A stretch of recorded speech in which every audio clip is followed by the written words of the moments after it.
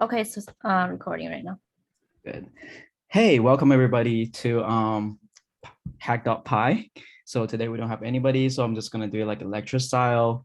Hopefully, for people that are watching this video, you can still get something out of it, although it's not gonna be as interactive as possible at all. Let me introduce myself first. My name is Howie, and today I'm gonna present you. We're gonna do a workshop for Python with Amy. Do you want to say hi, Amy? Yeah. Hi.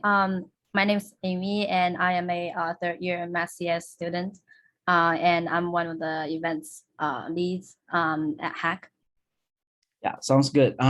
So also special thanks to Henry and Maggie for today's slides, actually. Let's get started. So for resources, welcome to take a look at the slides on these links, and you can also take a look at Parsers repo. And don't forget to use a checking code for credits units. Okay. So, okay, what is Python and why is it useful? So basically Python is a really high level language compared to any other language like C++ or C, or even like assembly or like just Java. Basically Python is really close to like human language or like English. It's really easy for beginner to learn. It has a shallow learning curve. So I would say it's user-friendly. If you ever want to get started, do it now. It's not going to take a long time for you to learn this language. And the thing is, even though it's easy to learn, it's really powerful and it's used in so many fields, such as like machine learning, software development, especially data science. If you want to draw graphs or like if you want to do, I don't know, data frame, and you can even like build a game using Python or like doing web development, robotics, all that kind of stuff. Also like automation, like Python scripts and so many more. Um, the reason why Python is so powerful is because it comes with a lot of like libraries that you can use. One of them, I guess like a couple of them would be like OpenCV for, OpenCV for computer vision. If you want to do like self-driving cars or like you want to do like image recognition, you would need the library OpenCV. And TensorFlow or PyTorch, those are just like classic machine learning library that you can use. Yeah, let's keep going, I guess. So without further ado, we can just jump straight into programming Hello World. Okay. Give me 1 second. I'm gonna switch to another screen.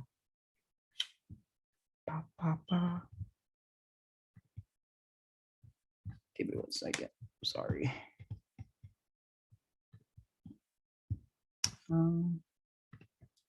So the way how you print out hello world in Python is basically just to print oops, save it, clear, run it. So you should be able to see hello world on the console. It's really easy. Just literally just print. It's basically English. Okay. Okay. Let's go back. So things blocking me.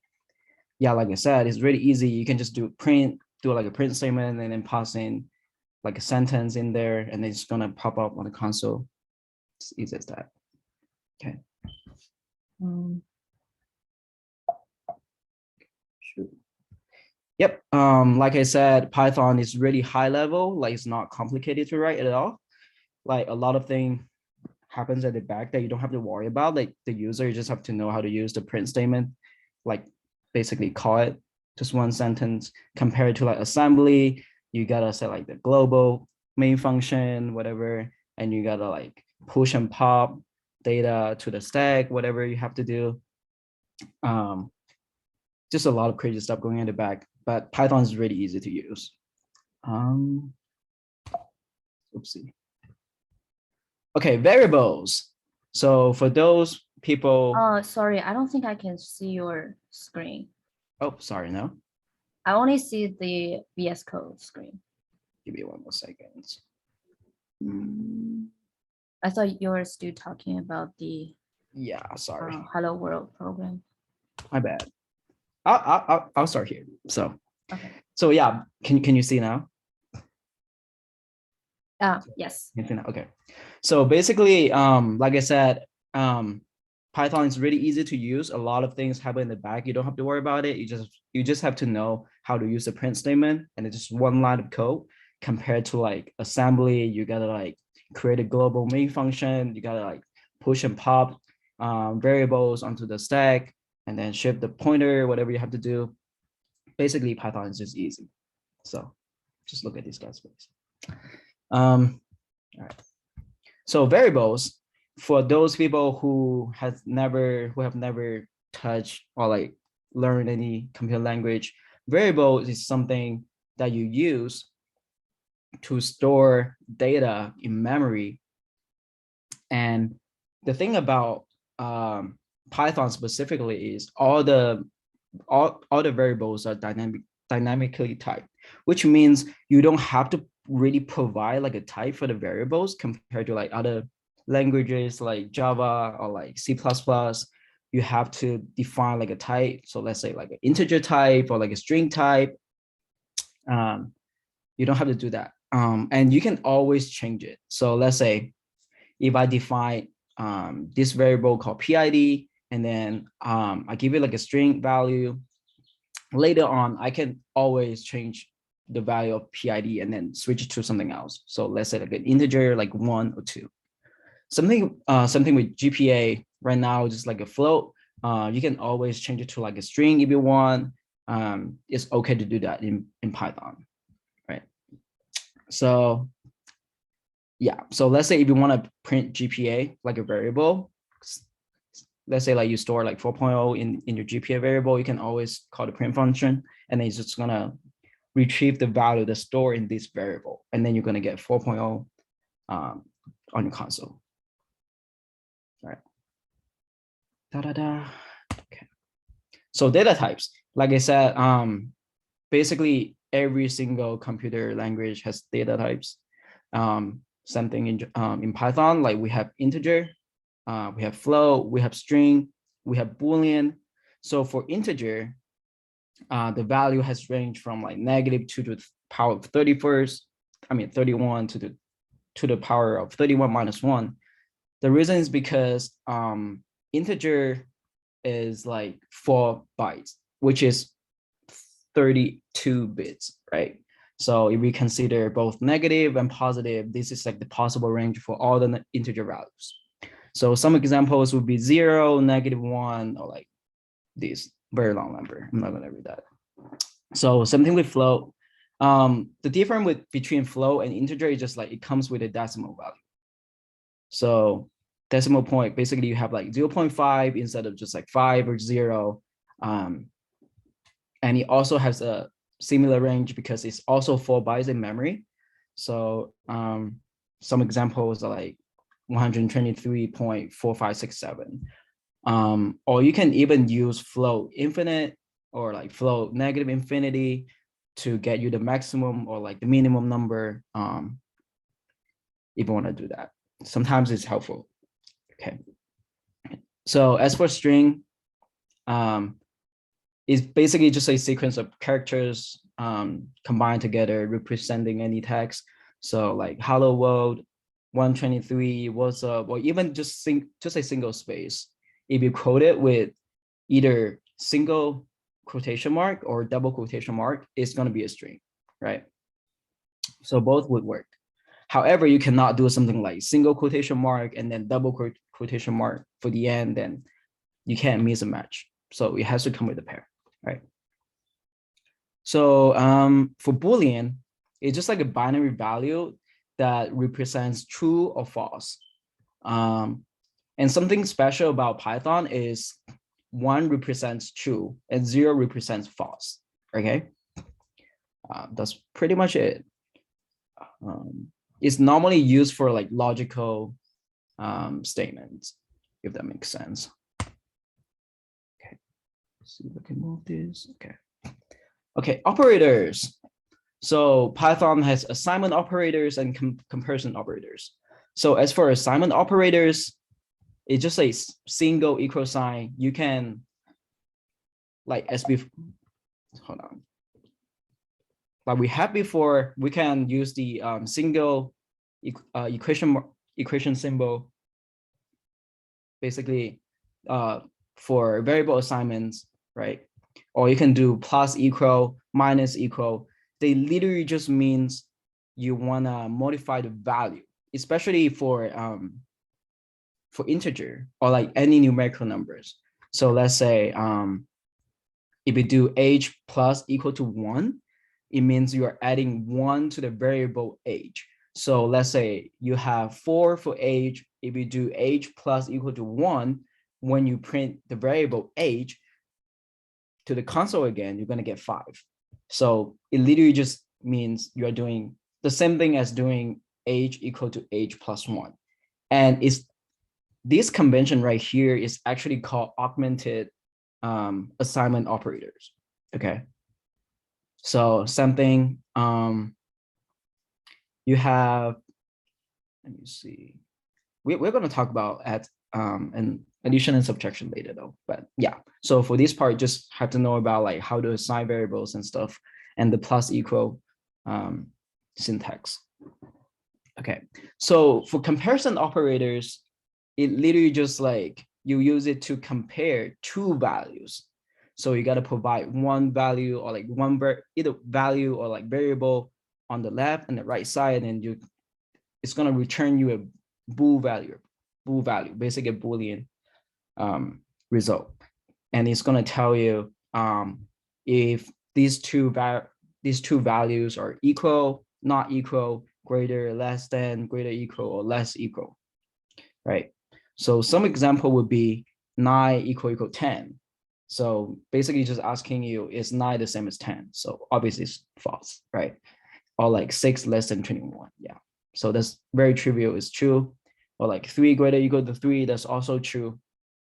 Okay, so another very tricky thing about Python is you can also compare like strings, like characters. You don't always have to compare like numerical numbers. So let's say you can even compare banana to apple.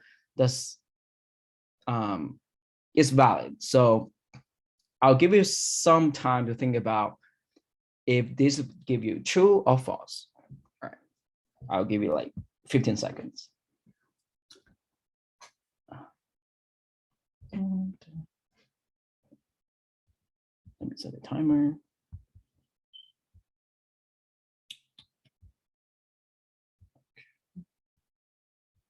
All right, let's do 5 more seconds. All right, let's actually just code it out. Okay, let me stop share. Actually do a new share. Can you see my VS Code? Yes. Okay. So, like I said, you can do banana greater than apple. So if we run this, it's gonna give us. Mr. L in apple. I can't really type because it's blocking it. Okay. All right. So basically it's gonna evaluate to true. The reason why is because when you do a comparison between two strings, what Python does at the back is it compare every single character. So basically you're gonna compare B to A, and it's gonna ask, oh, is B greater than A? And okay, if you ever question that, like there's something called ASCII value for computer language. Basically, let me see. I need to new share again. I hate this, but let's do that. Oops. 1 second. How to do it? Oh wait, we have someone here. Hey. I think we already started the workshop, but feel free to stay and then listen to it. Let me see what we can do. So can you see the ASCII value table just to make sure? No, I only see that you started screen sharing. Hmm. Can you try again? Yeah, let me try one more time. What about this one? Yes or no? No. No? I'm not sure if it's only on my end, but I only see a black screen. It says that start screen sharing. Okay. Hmm. What about this? Yes, yes. Okay. So yeah, like I said, every single character in computer language has like an ASCII value. So let's say capital A has like 65 or like basically 65, 66, all the way up to typically 255. So let's say if we want to compare B to A, we can see that B has a value of 98 and A has a value of 97, right? The lowercase b is obviously greater than A. So that's the reason why it evaluates to true right here. I want to make sure you guys can see the VS Code, right?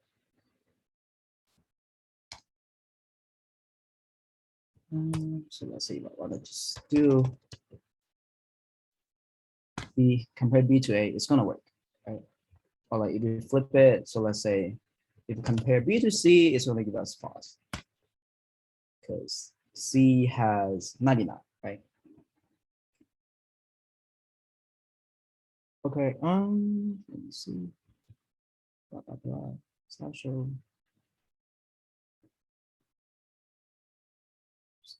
Okay, so other than comparison and assignment operators, we also have arithmetic operators. Just like any other language, we have addition, we have subtraction, multiplication, division, or even like module. These are simple stuff. I'm not gonna go over in today's video, but feel free to try it out. If you're ever wondering like how to use it. But some quick example would be 3 plus 3 is gonna give you 6. Or like if you wanna, okay, yes, sorry, I missed this part. So the plus operator in particular, it can also use to concatenate strings, right? So let's say normally if you just have like two numerical numbers, 3 plus 3 is gonna give you 6. However, if you do CSE, which is string, plus string 11, it's gonna concatenate these two strings together, right? And if you do division like 5 divided by 3, you're gonna get 1.67. Okay. So one tricky thing about this part is you cannot concatenate a number to a string because you have different type. You're gonna get an error if you do that. So just want to make sure you can guys do see my VS Code. Yes. Okay. But I think yeah. Okay. So let's say CSE plus 2. Feature is going to give you a runtime error because you get a different type. Yeah. So type error can only concatenate string, not an integer to string, right? However, if you just have a string 2 instead, it's going to work. See. Alrighty. Yeah. Also, we also have something really fancy like double slash means you're getting the whole number. So instead of doing 5 divided by 3, you get 1.67. If we do 5 double slash 3, you will get 1, and you actually run down. You always run down. So it doesn't matter if you have 1.99 or 1.99999, you will always get 1 in this case. And for for like double asterisk is another way of doing power operators. So let's say like 2 double asterisk 3 is going to give you 8 because 2 to the third is 8, right? And something tricky about Python and like different compared to like Java or like C++ or any other language, there's no plus or minus in Python. So you know how normally in Java, like you would do something just like, let's say int a equal to 1, a plus, or like plus a, let's say system print ln plus a. This would give you 2, right? because you technically you're incrementing the variable a to 2. However, the plus plus symbol is not going to work in Python. It's going to give an error. So let's say I define x to be 1. If I print x, it's not going to give me an issue. But if I do x plus plus, you see how even VS Code is throwing me an error right now. But I'm just going to run it anyway. Like minus, it doesn't work. Like even if we do it in the front, if we increment it first, it's not going to work either. All right.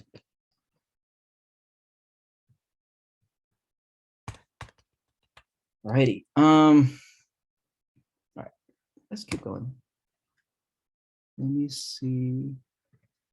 For the student here, sorry, I don't know how to pronounce your name. Nadiwan, do you have any questions? Oh, no. Yeah. So you're doing good so far? Yes. Okay. Actually, grad student. Yeah. Okay. Oh, grad student. Okay, makes sense. Interesting. Okay.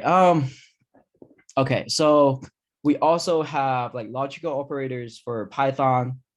We have and, or not. So basically use them to like compare your logics, right? So let's say the and operator is going to return true if you try to evaluate both Boolean values. So let's say you do something like true and true, it's going to give you true. But if you do true and false, since one of them is false, you're going to get false, right? And really simple, all is just like, as long as one of the statement that you have is true, it's going to evaluate to true. So it doesn't matter how many false you have, you only need one true, right? And then not, it's just like a single operator to negate whatever statement you have so far. So let's say you have something like not true, it's going to give you false. If you do like not false, it's going to give you true. So some quick example would be, so let's say 9 equal to 10 and 6 less than 21. So since we know 9 equal to 10 is going to give us false, and we're using operator, and we already have one false, it's going to give us false. Technically, the second statement second condition doesn't even matter anyway, right? However, if we do something like 9 equal to 10 or 6 less than 21, the first statement is going to give you false, and then all true, right? So since all operator, you only require one statement to be true, it's going to give it true. And then, like I said, not false, it's just true, or not true, it's just going to be false. Okay. Okay, pop quiz. Nice. I'll give everybody, how much time should I give? Like 2 minutes. Is that enough? Okay, I'll give 2 minutes for everybody to think about this. Okay, starting now.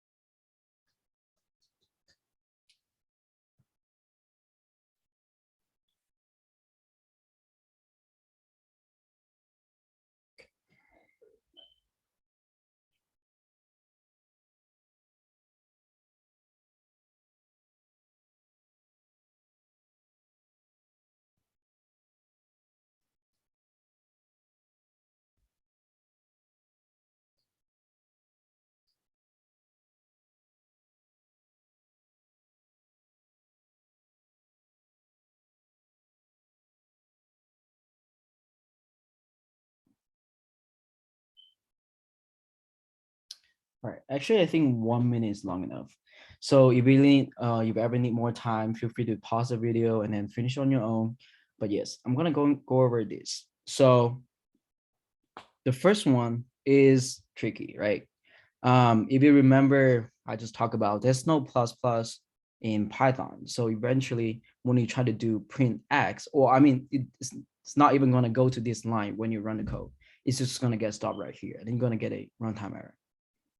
Okay, so the first one is gonna be a runtime error, and the second one, so we have a float variable y, we give it 9.0, and then we do y equal to y /2. So since like I said, it's gonna run down.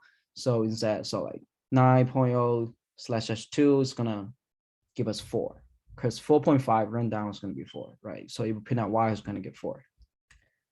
So another trick question: what if we actually do something like print y plus equal to 1? You might be thinking y plus equal to 1 is a valid statement, or like it's a valid snippet of code in Python. You cannot actually put it in the print statement. It's going to give you a runtime error too. Let's actually try it. So let's say 9.0 y. Let's say just do print y. Just clear it real quick actually. More. So let's see better. Yeah, we're gonna get 4.0, right? But if I do plus equal to 1, you already see an error, because technically you're not calling in a variable, or you're not calling a value, or like anything you have, but basically like you're basically reassigning something to a y, and you're not supposed to do it there in the print statement, because it's not a valid parameter to this print function, right? So okay, so what about the last one? Z equal to not 3 less than 2 and true. So let's evaluate, always try to evaluate everything the parameter first. So is 3 less than 2? No, right? So since we have a false and we are using an AND operator, false and true, one of them is false, so we're gonna get false inside here. And then if we negate that, we're gonna get true instead. So if we want to print Z, you're gonna get true. Okay. Hey, welcome. I saw another student came in. Okay. If you guys have any questions, feel free to start me. I'm just doing this like we're just recording it right now, and we're gonna upload it to YouTube later. But feel free to like engage with the content. Okay. Yeah. So like I said, the first one actually no, it's not compilers. Should be a runtime error. It's my mistake right here. I'll change that. Runtime error 4.0 and also true. Everybody get that? Okay. So we also have something called typecasting in Python. So basically, you can typecast a lot of things. So let's say if you ever want to change in like numerical value represented in other ways, or let's say like string 2 and you want to change it to an integer, you can always do like int, right here, int 1, let's say. It's going to give you 1. And if you want to do int a float numerical number, it's actually going to give you 2. And we can try that right now. Actually, let's just try that. Print.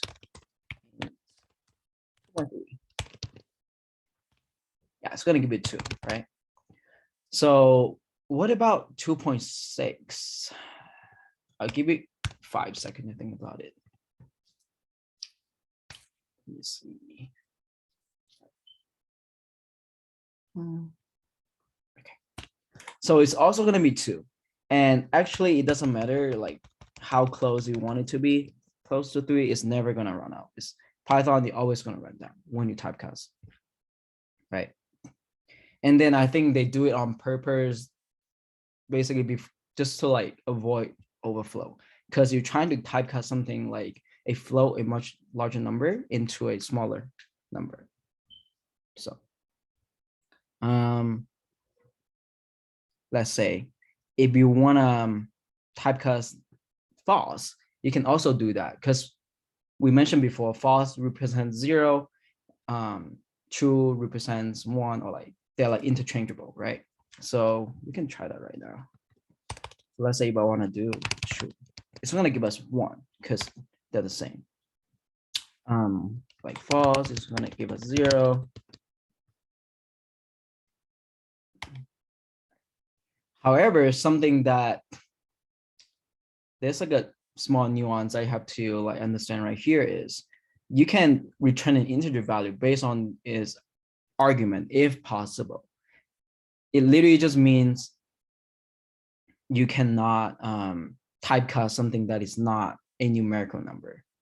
So basically, like it could be different types, but eventually the content in there, it has to look like a number, right? So let's say you cannot typecast something like int a, right? It's gonna give you like invalid literal, right? But if you just do something like 2, it's gonna work. Okay. So something with float, similar stuff. We can skip that. For string, basically it would always, since like string is like, I wouldn't say it's like a strongly typed variable, but basically you can typecast anything, literally anything into a string. So let's say we can typecast a number 1 and it's going to give us 1. I mean, it doesn't really see like it right now, but you can do like a type check. Oops. And then you should be able to see the type, the returning type is actually a string. It actually looks like this. It's just you're not going to be able to see that on the console, but yes. Or if you want, you can even typecast like a Boolean variable.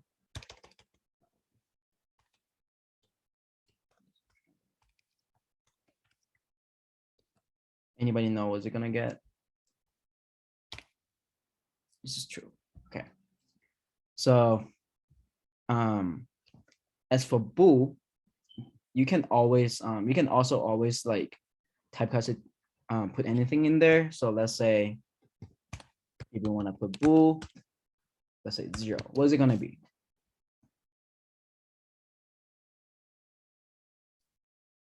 Okay, so it's gonna evaluate to false, I believe, because 0 is the same as false in Python. If you evaluate 1, it's gonna be true, or technically any number that's other than what's it called? Basically any content that you have other than false or like 0, you're gonna get true. So let's say try ABC.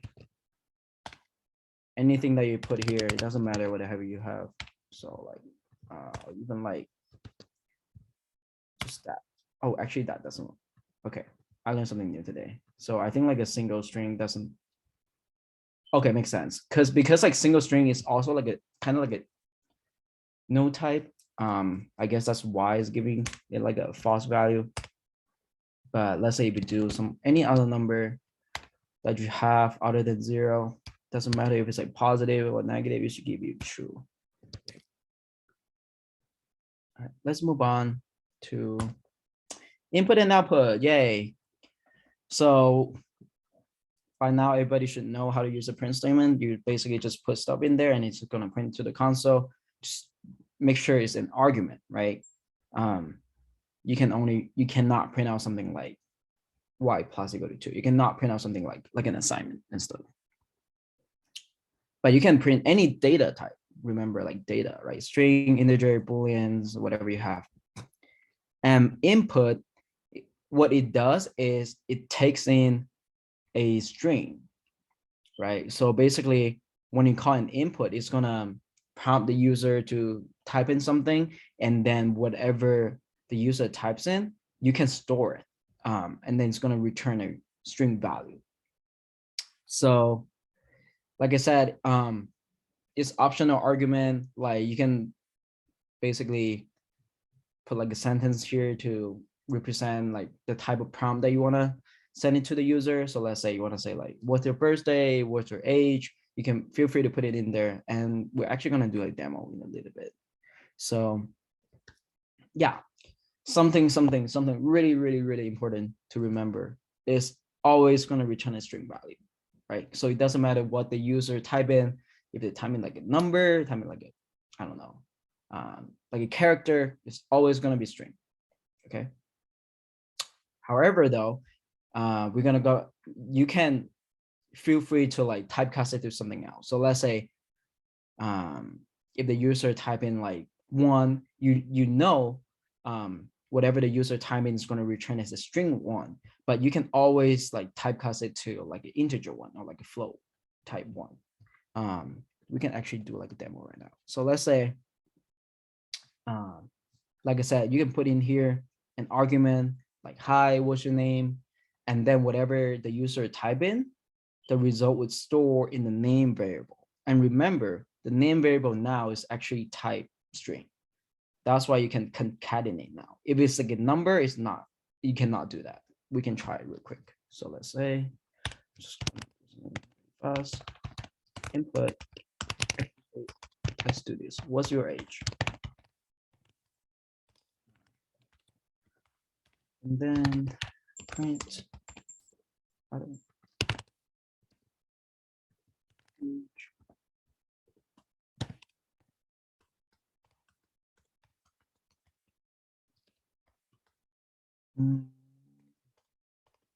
do it this way. Please.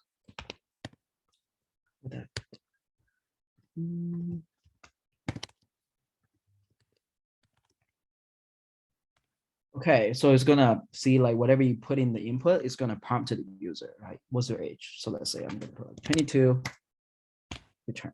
So my age is 22. And it looks like a number, but here, right here is a string type. We can actually try that. So let's print out the type. So if you ever want to check like the type, check the type of it, any variable, you can always do like the type function call. It's gonna tell you the type. So see class string. Right. Good. So yeah, so for here, we just have like a small example. We're gonna print out to tell the user. You can always prompt the user, guide the user to enter either Y or N or any other like response that you want to get from the user. And then you can store the value in another variable called response. And here what we did was like restoring age, right? So in this snippet of code, we just do something like based on whatever the user type in either Y or N, which is going to print something. And we are going to go over if statement in a little bit too. So basically just like a condition statement to basically tell the program what's the next step. So let's say if I type in Y, this line will get printed. If I type in N, this line will get printed, etc. Okay. So built-in functions. Like I said, we have a lot of like typecasting function like int, float, string, boolean, or we even have like math functions like absolute value, sum, division, and module. So this one would actually return you two values instead. So let's say, do like quick demo, print.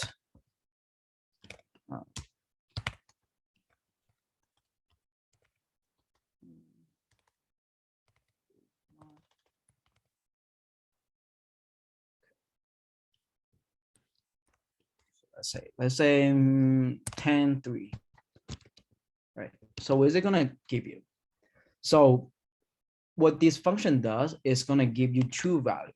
So value 1 space by value 2, and then the value 1 literally means it's just gonna do like division. You're gonna divide 10 by 3, and you should be able to get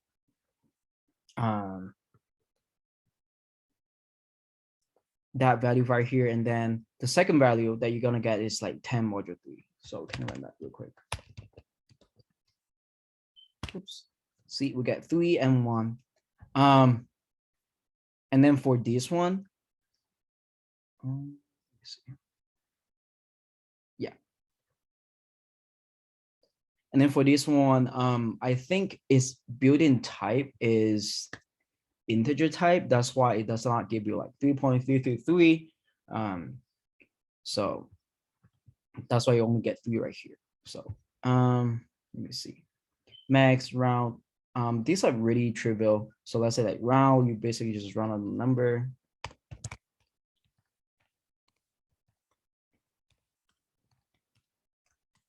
7. You actually run it up, right? Or like 2.4. Run it down. Okay. This is the only time when it's actually doing the run up convention if you actually use a run function. Okay. So Boolean logic, any, all, basically what it does is you pass in a list. We haven't gone about lists yet, so we're not going to talk about these functions. This is just some quick example, like, actually, I'm just going to do a demo, but we're not going to go like,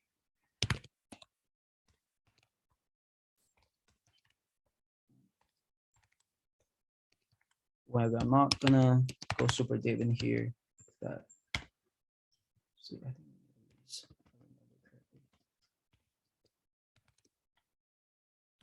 yeah, so basically what it does is it check, it takes only one argument. It's gonna take a list and then check if all the items in the list are true. If any one of them is false, you're gonna get false. So let's say have a couple more false. Now it's gonna give you false, right?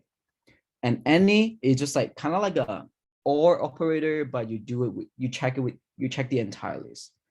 So let's say if we do any, as long as there's one true item in the list, you're gonna get true. But that's something that we're not gonna cover in this workshop. I'm pretty sure it's gonna come up later on. But yeah, and we also have some other built-in functions like range or enum or zip. Again, these are more advanced functions that you can know later. But today we're just gonna focus on the basic. Okay. All right. Library functions. Other than built-in functions, there are like so many libraries. Like I said, we have TensorFlow, OpenCV, or like PyTorch for like machine learning.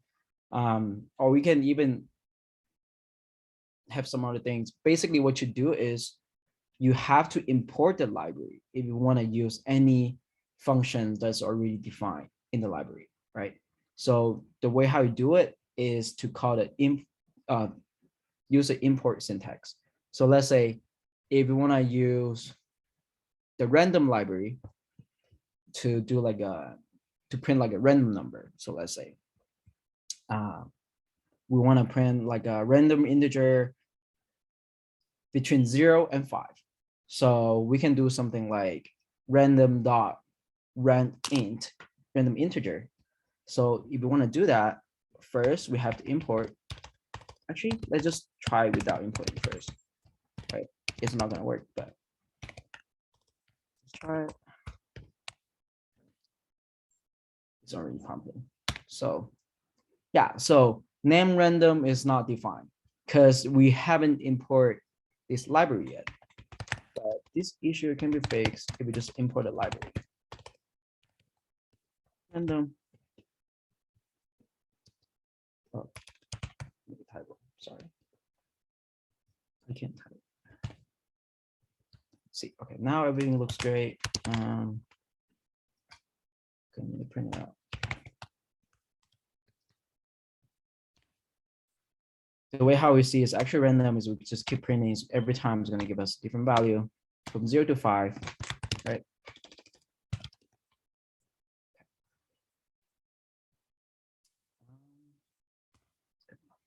Okay, let's code something. You want to go? Yeah. So let me share the screen. By the way, 91, do you have any questions? Just checking in so far. So far, so good. Okay, sounds good. Okay, great. So basically, right now you guys can click on this link. It will take you to a repo. I don't think you guys have like an edit access. But at the end, I think you will be able to view the code. So basically, this is just like some practice from what we just have learned. So we are building a, so at the end of it, we want to build a random guesser. So first of all, we want to have something to set up. So for the first part, we want to import the random library because we are building a random guesser. So first of all, we want to do import random, just like we demoed in the VS Code. So now we want to say, okay, let the user have 8 chances to guess. So basically, we want to set the variable chances to 8. This indicates that we want to give user 8 chances. And then we want to also define the range of your numbers. So basically, we can just define the upper bound as any number, but like in this case, I'm gonna define it as 100. And then the next step is we want to use a function call to kind of return a random number between 0 and upper bound. So this is why we need an upper bound, right? So here we used a library function called rand range. So basically, we need to put 2 number, which is first one is starting, and then the next one is called upper is the upper bound. Did I spell it wrong? Okay, upper bound. So what this gives us is that we will return. So this answer will be any number between 0 to upper bound. So what we are doing right here is we are just prepare our random guesser. So we are saying that, okay, I need to generate this answer, which is between 0 and upper bound. And then we just simply just print out the sentence to the console, make a guess about the number. So we can just copy this. And then when we do this, it will print a string into the console. And then next one, we want to do print the sentence. The number is an integer between 0 and what? So we want to tell the user, you need to write down a guess, right? So that's why we need to tell the user, okay, what is the upper bound? So then they can make a guess between the starting, which is 0 to the upper bound. So right here, we just need to tell the user that we need to make a guess between 0 and upper bound, and in this case is 100. So we can do upper bound, but remember, upper bound is a type int. So before in the demo, we showed that we cannot concatenate a string with an int. So what's important here is we want to typecasting this integer into string. So in Python, there is a library, a function called string, right? So we can just typecast this integer into string. And then let's close this parentheses right here. If you don't matches the parentheses, then it will be like invalid syntax and it will be a compiler error. So right now here we have the string. So it will print out the number is an integer between 0 and 100. Right? We can just run it just to show you. Oh yeah. So I haven't finished the rest of it, so that's why it has some of the errors. So let's finish the rest part. So here we want to initialize the response with the user's input. So what this means is we want to, like right here, we want to ask for user's input and then store the user input into response, this variable. And then in the slides, we showed you that how to ask for user's input, which is using the function called input and then parentheses. So basically, this is saying that, okay, I want to ask for user's input and whatever the user put into the console, it will store into this variable called response. And then let guess guess, this variable, store the integer value of response. So as we saw before, whatever the user input, it will be a string type, right? So, but then because we need to do some other stuff like below here, we need to make it as a integer, so that we can, compare this with the answer. If it's smaller, then we need to tell the user, okay, you need to put a greater, a larger number. So here we want to do int response. So as I said, the response has the user input as a string, and then now we are making it as an integer. And let's just run it really quick, and you will see how this works. So basically, it print out two string in the console first, which is this one, make a guess about the number. And then the second one, the number is an integer between 0 and 100, right? And then right here, they're asking for a user input. So here I can just put, okay, 34, and then I put enter. So basically now the variable guess will be a 34. So let's check it. Oh, so let's check it in the console. So we want to print out the variable guess. We just simply put that variable name in the console, and then we get 34. Okay, so is there any question? So this is just like a practice with like a real world examples, but it's definitely a very simplified examples. Okay, so let me go back to the slides, and then sorry, right here. Okay, can I have a confirmation that you guys can see my slides? Yep. Okay, cool. So we're gonna talk about conditional commands, and what this so what this means is so in Python we have a if statements, if else statement, and else statement. So basically, if statement will execute if the current statement is satisfied. And then the else if statement will only execute if the previous like if statement or another else if statement are not satisfied. Then this will then this will execute. And then finally, the else statement will execute if all the previous if or else if statement are not satisfied. Then this else statement will execute. And I think it's a little bit abstract, so we want to use this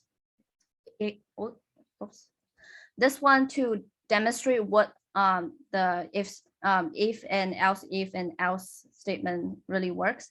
So we have x as a number 7. So we want to check, okay, so first of all, we enter this if statement. So we check if x is greater than 10, which is not. So then we go to the else if statement. So is x greater than 8? It's not. And then we go to the next statement. Is x greater than 6? And it is true. So then we enter this print statement saying that x is between 6 and 8.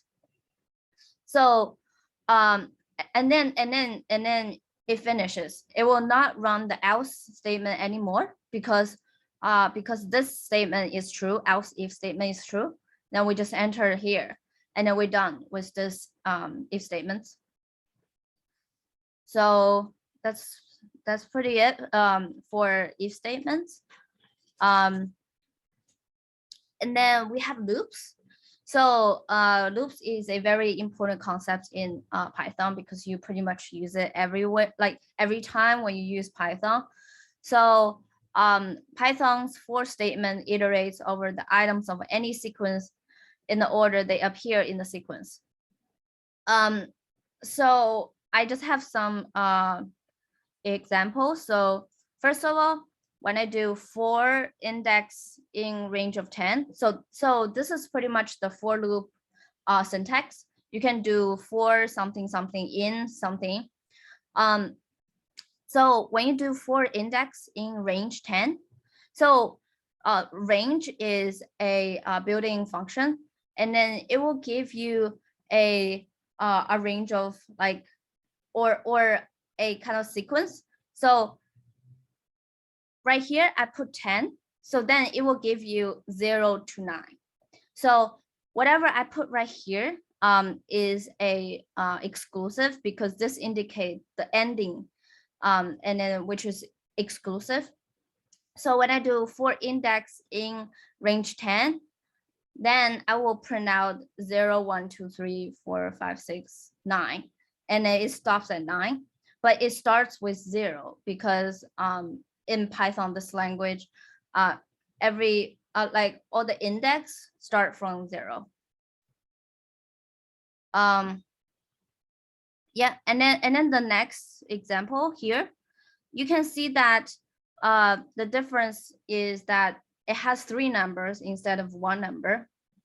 So this range can take 3 parameters, and then the first parameter says it's the start, and then the next parameter is end, and the third one is step.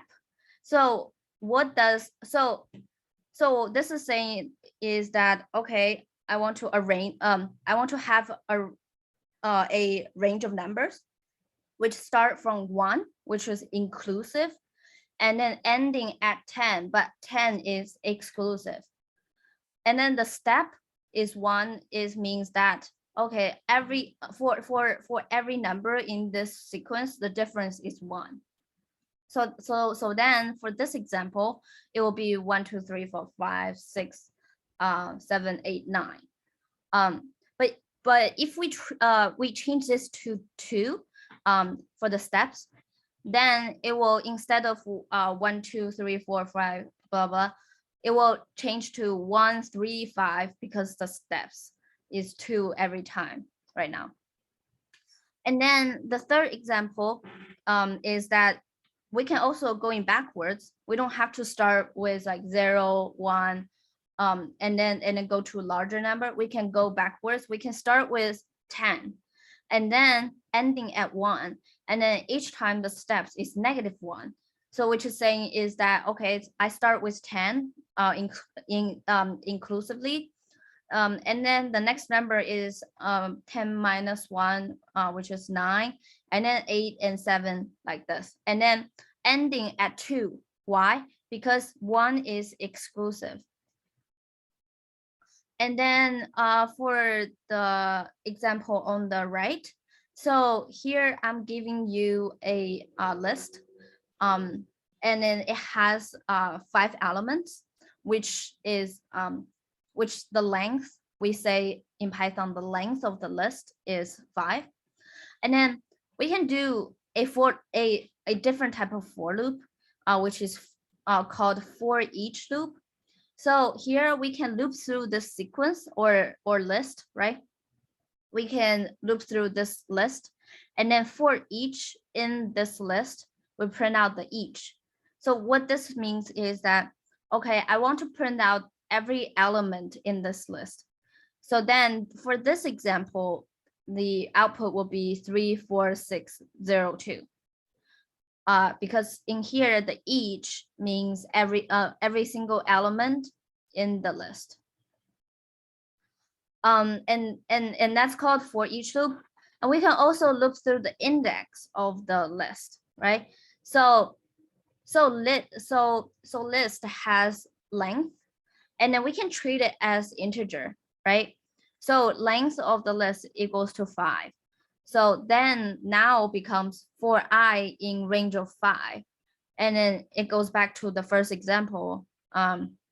Instead of 10, right now we have 5. So when we print out I, the I will be 0, 1, 2, 3, 4, right?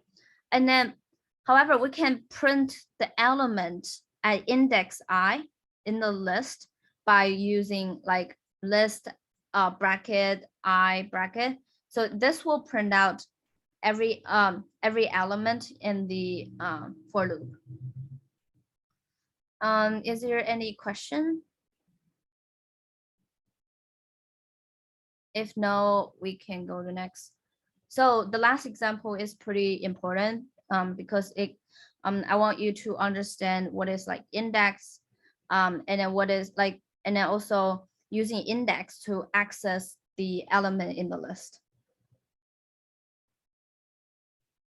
Okay, so next one we have while loops. So while loops is a loop that keeps executing as long as the current condition remains true. So let's just look at the first one. So when we have so we start with I equals to 0. We initialize the I as a number 0, and then while I less than 10. So I less than 10 is called the condition. So when this condition remains true, then the while loop will keep executing. So now our I is 0, so it's true, it's less than 10. So then we print out I, right? So so we print out 0, and now when we do I plus equal 1, this is saying that we want to add 1 to the variable I. So now I becomes 1. So we go back to the while loop, right? And then is this condition true? It is, right? So I now is 1, and then I is still less than 10. Then you will do this line again until I is equal to 10. When we come back to this condition, is I less than 10? It's not. So then we just finish this while loop. The while loop doesn't execute anymore. So at the end for this example, our result will be 0 to 9, right? And then the example on the right, I also give you a list, which is the same as the previous one. And then I do I less than length of list, which is 5. Okay, I said as long as I is less than 5, which is kind of same here. I just print out the element in the list and increment I, right? And then for while loop, it's very, very important that you update the condition variable. Otherwise, it will end up with infinite loop. And I want to, and then this example here, what is the problem is the following code, right? So this code kind of demonstrate why it's important to update I plus equals 1, because if you don't do that, then I will always be 10, and I is less than 25, and then you print out 10. And then next time you come back, I is still equal to 10, and then you say, oh, is it less than 25? Yes, then print out 10. Then it will just run into infinite loop, because I is always equal to 10. It will not increment until 25, right? Or greater than 25. So that's why it's very, very important. And then sometimes it's why that sometimes when using while loop is not that safe, because like when your code gets very complicated or long, you can't find, okay, where you forget a variable to like where you didn't increment the conditional variables. So for loop is more safer, but in a lot of cases while loop is very important as well. And then next we have control flows, and then here we have break and continue. So break means it will stop the iteration of current stop the execution of the current iteration and skips all the remaining iteration. So the picture on the left, right, in the for loop, okay, so I enter this if statement, and then I want to break. So this break means that, okay, I don't want to execute anything else in the for loop or after the for loop. then I just stop the execution of the current iteration and skips all the remaining iteration, and then it goes right to the code outside of the for loop. So when I do break, I just exit the for loop. And then in the while loop, the same thing. When I do break, it will not run while loop anymore. It will just go right through the code outside of while loop.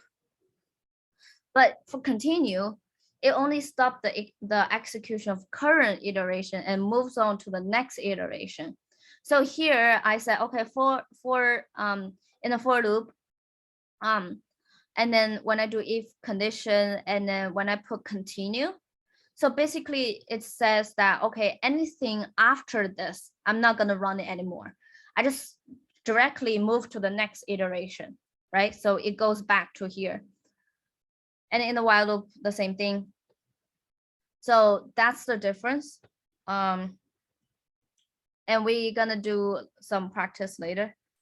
So yeah, so here is one example. What do you think this code will output? I will give you like 15 seconds.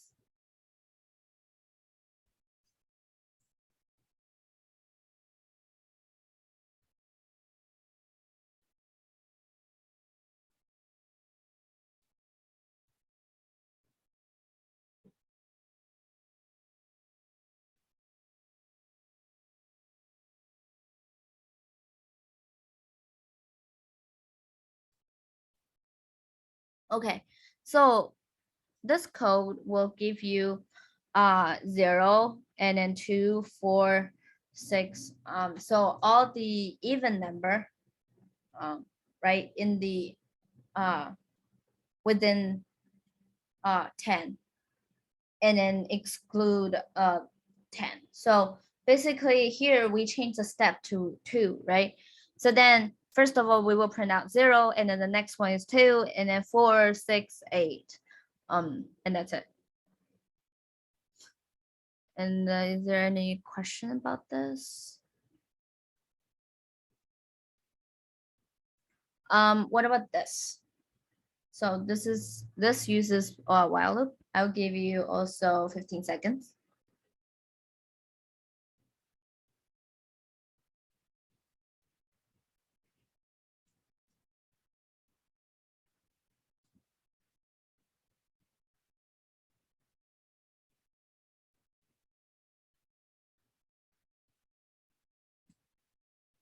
Okay, so in this example, we start with y equals 10. And then we say while y is not equal to 0. And then we check, is y mod 2 equals to 0. So y mod 2, if it's equal to 0, then which means it's a even number. Then I'll print out y, and then I will decrement y by 1. So basically in this case, it will print all the even numbers starting from 10 until 2. It will not go to 0 because it will stop if y equals to 0, right? So if y equals to 0, this is not true, right? Y is not equal to 0. So then we will not run this while loop. Okay. And then this one, what about this one? I'll give you guys another 15 seconds.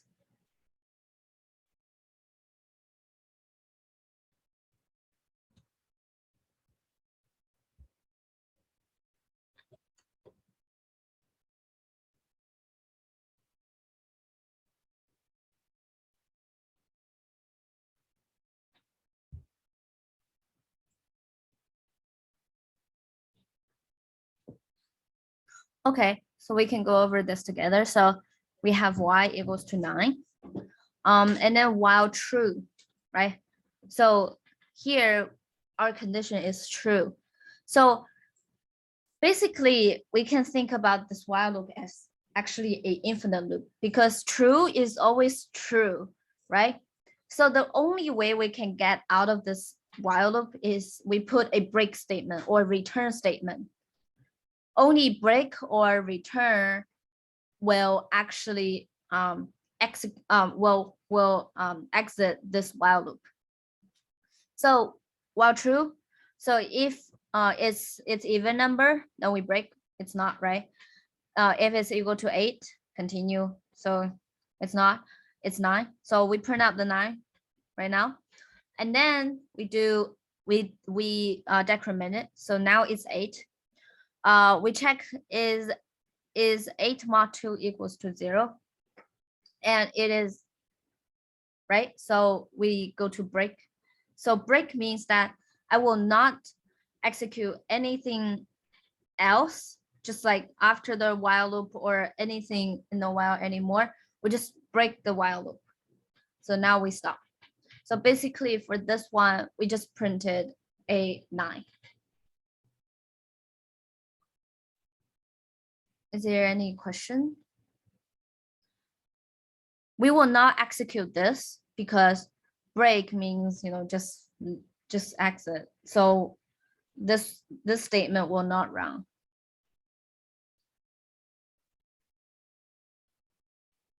Okay, so just a little bit more information. So we can do if statements in a different way. So normally we do right here. So we have if else like this, but we can also use ternary operator. So this is the way we can do it. So we first of all, we just initialize the variable. So we check if number word is equal to 5, right?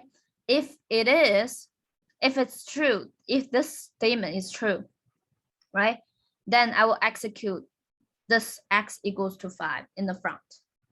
If it's not true, right, it goes to else, then it will just give me 0. So basically the syntax for ternary operator is I have a if condition, right? If it's true, just execute whatever right here. If it's false, just execute whatever is right here. And it's best used with only 2 possible outcomes. With more than 2, it gets complicated. Just look at this long thing right here. Like sometimes it gets too long. You kind of get like, you kind of messed up like where it's actually true, where it's actually false, and then where I should put the statement right here. So, but it's definitely possible, and then kind of practice your logistics. But normally it's best used with only 2 possible outcomes. And then we have a different way to do for loops and then so normally what we do right here, so we initialize a list nums, and then we also initialize a empty list called num squared, right? So normally we want to do for loop like this way and append each number into this list, right? We squared each number and then just add it to the list. So when we print num squared, it will give us 1, 9, 25, 49. So basically it squared every element in the nums and then stored into the list num squared, right? And now we can use list comprehension, so which is another way to do for loop. So I have this nums list. So in here I do for I in nums. So this is called for each statement, right? For each element in nums. So I here is each number, and I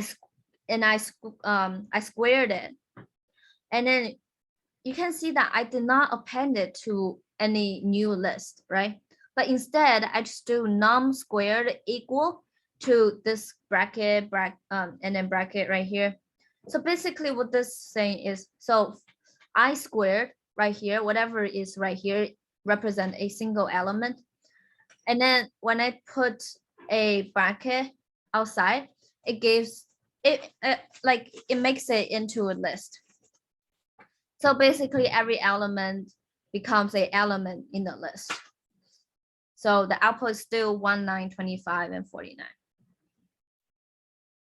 Is there any question? We can go over the syntax, right? List comprehension syntax, basically for item in list. And then you can also add a if condition. If not, just like this. If you want to add a if condition, that's fine. And here is called expression right here. And this expression will be a element in the list, right?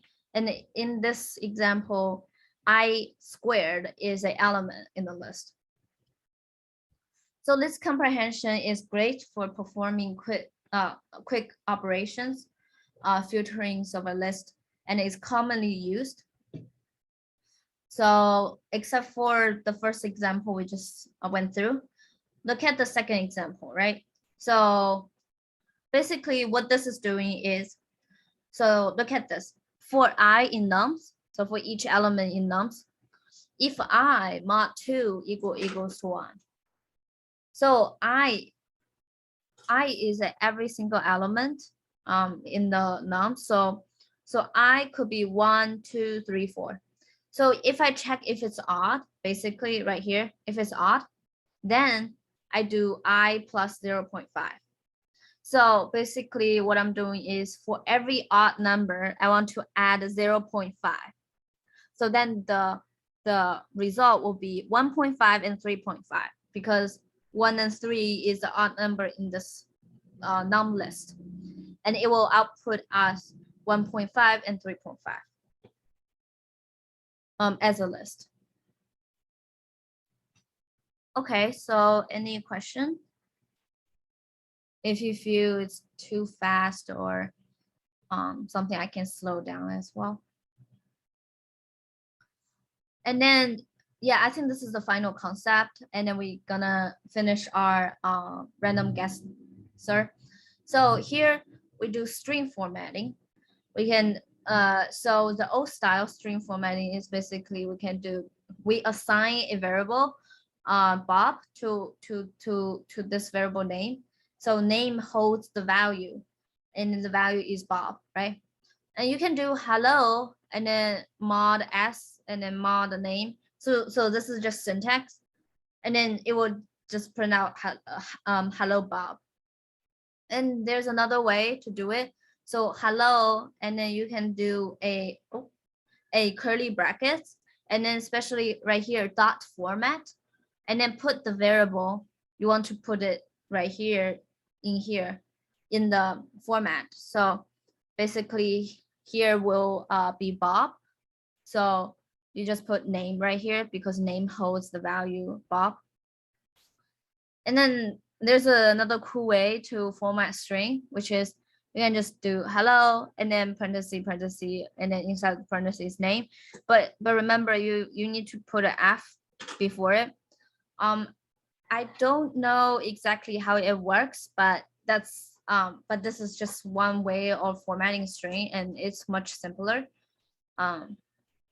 Yeah, but remember before you use name, you need to assign Bob or whatever the thing you want to put into here. Otherwise, like the Python will say, okay, name is not defined. Like they don't know what's name because name is just a variable. Yep. And then let's go to our editor to finish up our random number guesser. And before that, is there any question?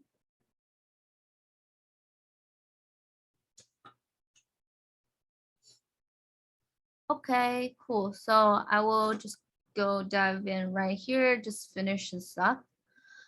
So like everything before what we are doing right now. So starting from so before line 24, it's just everything that we just set up. And then starting from line 29, it will be the actual like a random guesser. So basically what we want to do is we want to use a while loop because we just repeat until the guess is equal to the answer, right? So let's uncomment this. So while the guess is not equal to the answer, then we continue, right? And then we want to decrease the number of remaining guess by 1. So every time we enter this while loop, we just decrement the chance. So we can chances minus 1. That's one way to do it. Or you can just do what we learned, minus equals 1. This works, right? And then we want to do, okay, so first of all, we decrease the number of remaining guesses by 1. And then if we don't have any guesses left, tell the user they're out of guesses and show the answer. So here, what we want to do is, okay, if chances equal to 0, right? Which means that, okay, they're out of chances. If chances equal to 0, then we just print out to the console, out, you didn't manage to guess the answer, right?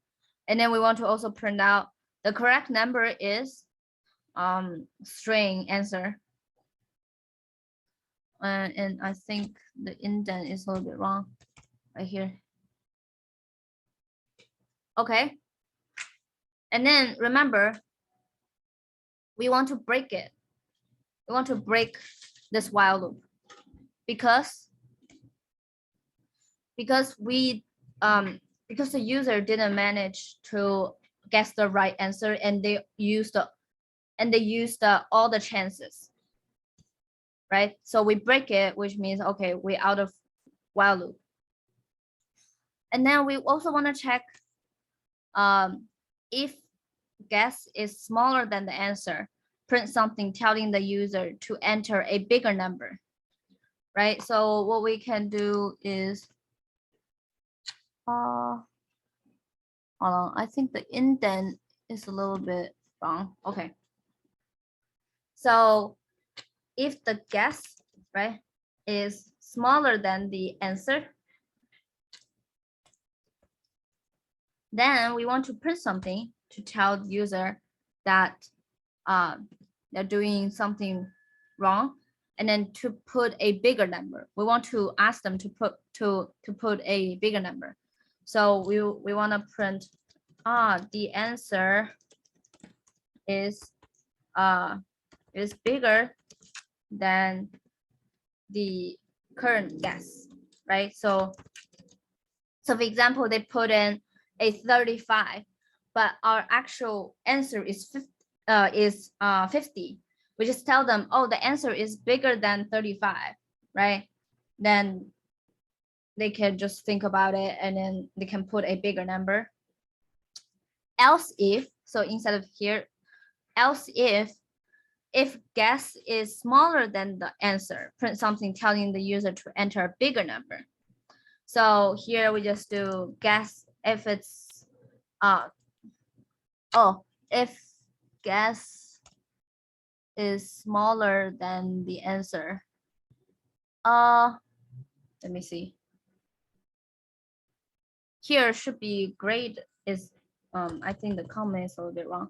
So if the guess is greater than the answer, right? And we want to tell the user to enter a smaller number. So basically here, I can just copy paste right here. And then just ask them to put a smaller number, right? Okay, so basically, right here we covered, okay, so if the guess is smaller than answer, if or if the guess is greater than answer. And then now we want to say that, okay, if the guess is greater than the answer or something, then I want to ask the user for a new input.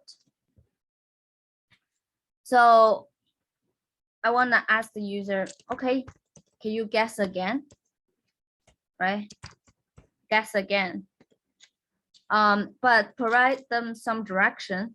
So I want to do, okay, so first of all, telling them how many chances are left, right? Guess again, and then just write string like this, chances left. Just tell them that, okay, you have this much chances left. And then here I will put a new line character just for, so /n means a new line character. So basically, I can show you without new line character first. And then once again, update the guess by parsing response into an integer. So when user guessed again, right, then it should be a string type, and then we want to make it as a int type. Okay, so if the user guessed the correct answer, then congratulate them. So basically, if they did not enter if statement or else if statement, then basically it's saying that it actually they actually managed to get a correct answer, right? So then I can just see. So print congratulations, you have guessed the correct answer. And then print the answer is a string of answer, right? So basically, let's see, we can just do else, honestly. So inside of else statement, I can do congratulations, right? And then I think this part should be also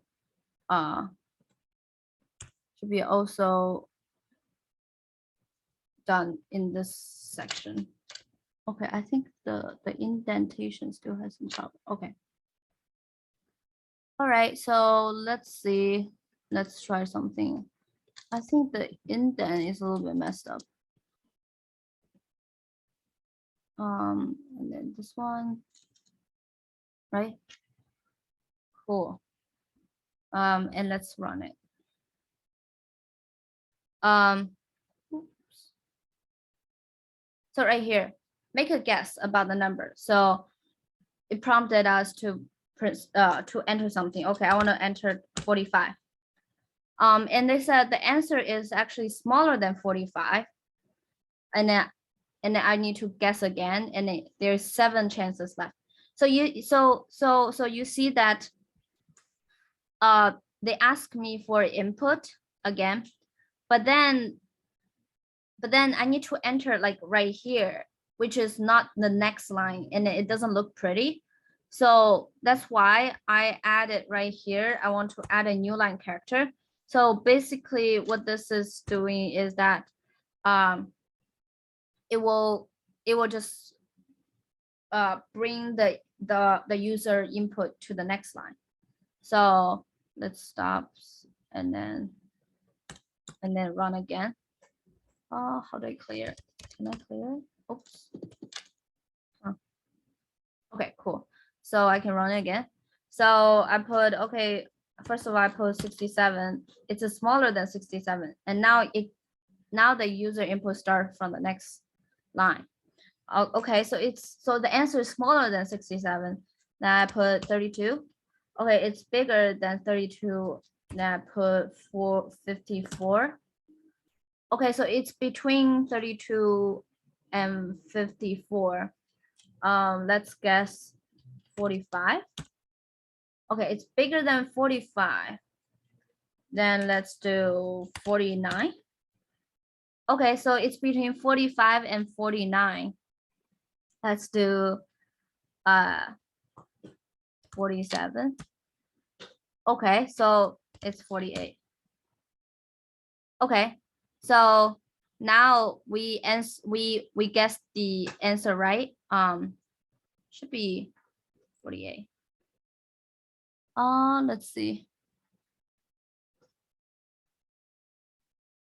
Yeah. But it should print out the congratulation. Did I? So I think I put it outside. Does it work? Let's see. Let's clear this and then let's run again.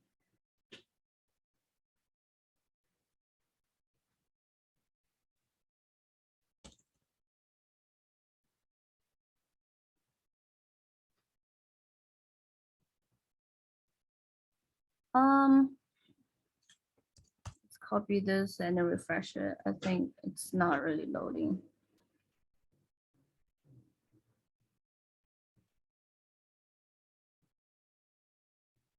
Okay, cool. So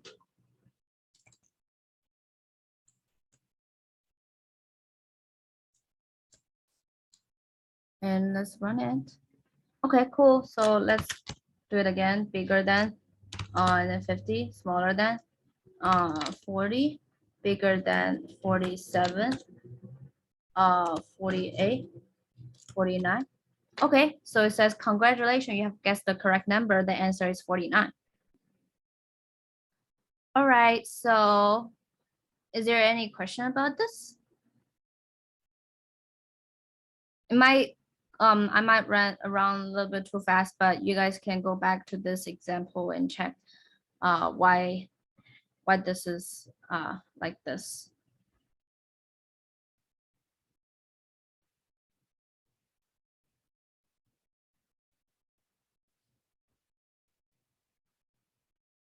Okay, so let me go back to here.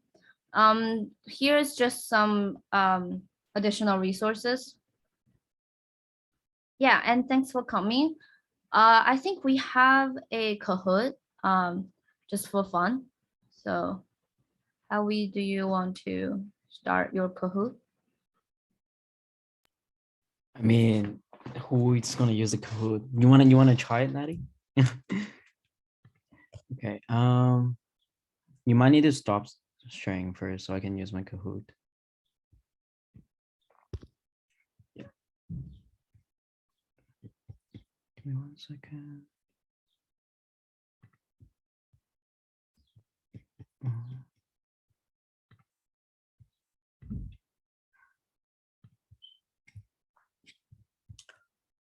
Okay.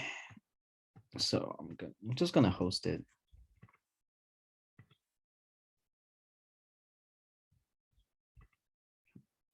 It's gonna generate pin. All right. You wanna try, Natty?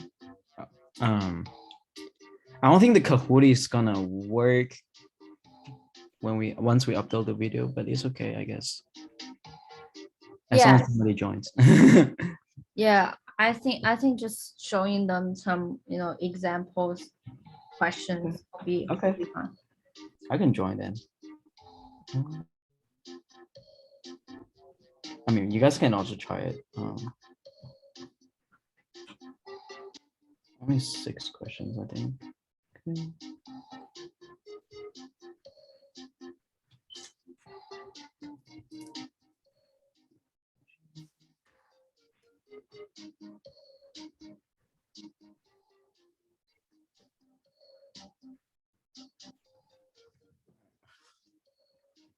Are you also joining you?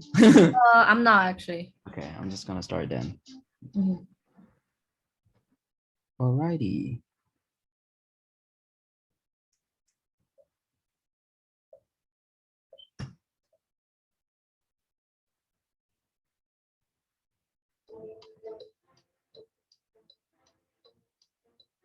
We will have 30 seconds.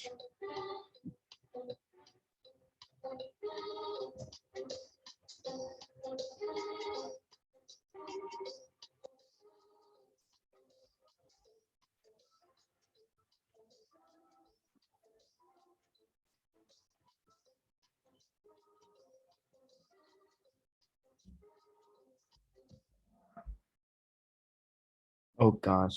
Okay. Yeah, so for this question, the answer should be the blue one. I mean, we can take a look at the first one. We can do like elimination. So for the first option, since let's say, imagine if we actually run range 1, comma 10, comma 2.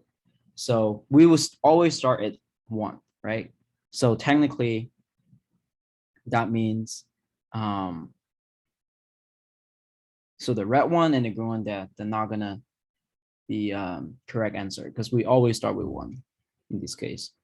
And it's not gonna be a compile errors because it's a tricky part. The thing is like the code that you put in here is kind of like a function signature. So whatever you put in there would actually gets printed out. So I mean, we can try right now. So let's say range 1 to 10, we skip 2.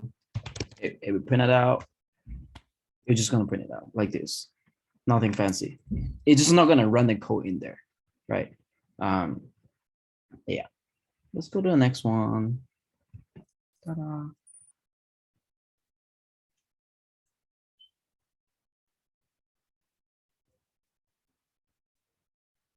This is just like a recap for what we have went over. So it should be pretty straightforward.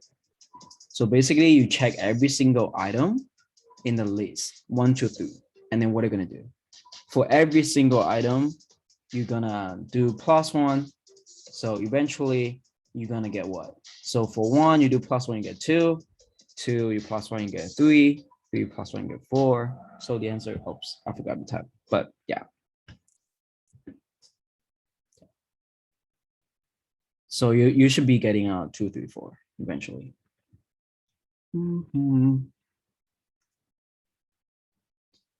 Okay, so for this one, I'll give some people some time to think about it. I'll start explaining.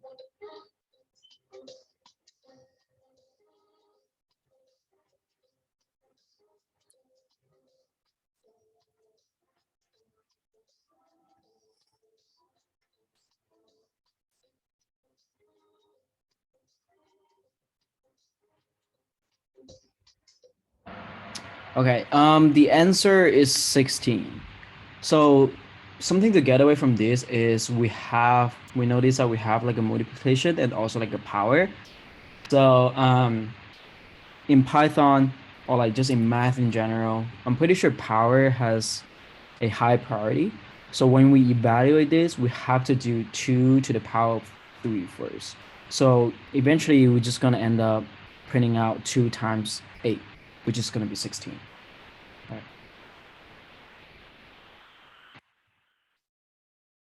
All right.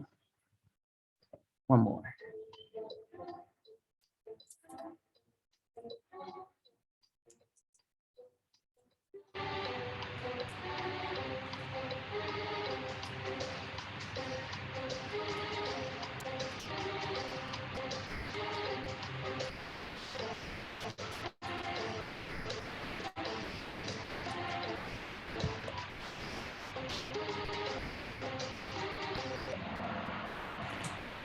All right, the answer is 2.666 because, so let's say we first do like a division, like 2 divided by 3, we should be getting 0.66666, and then we can do a +2 operation, and it's completely fine. We don't have to typecast because they're both like numerical values.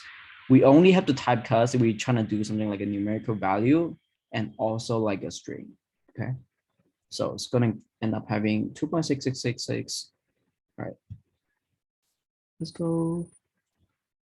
I think this is the last one. Oh, yeah.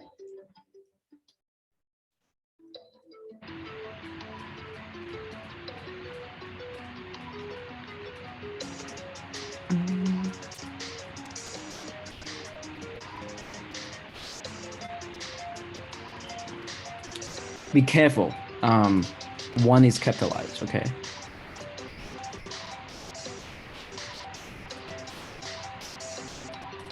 Okay. So the answer here is false and true. So the first one is false because, like I said, when we're comparing two strings, we're comparing character by character. So first we compare G to G. Since they're the same, it's not gonna return anything. We're just gonna keep checking. So next we can compare P to T. Since in the alphabet, T comes after P, so T would actually have a higher ASCII value. So the first print statement, you're gonna get false. So the second one is a little bit tricky. It's gonna actually give us true. The reason why is because it's capitalized. So in ASCII value table, capitalized letter actually comes before lowercase letter. So let's say I'm just making this up. So let's say G has like a maybe has like a ASCII value of 120. Then G will probably have like a 75.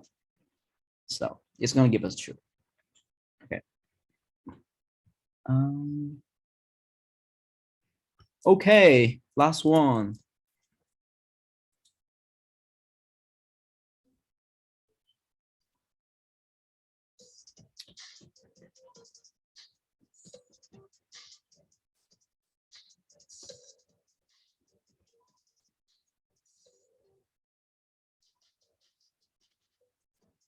Be careful. Okay.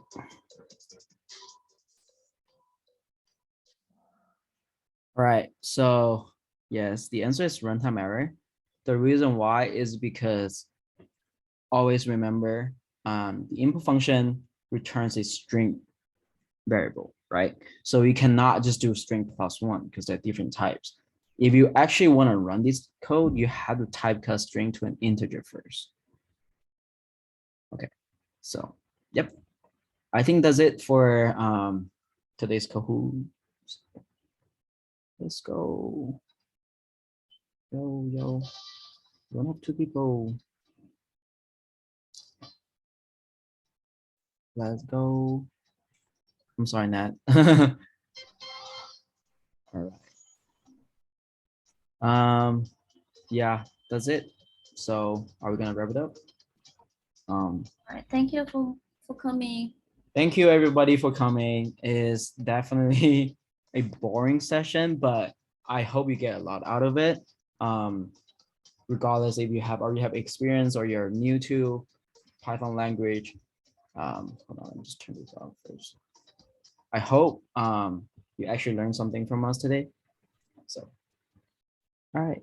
All right. Bye-bye. Bye.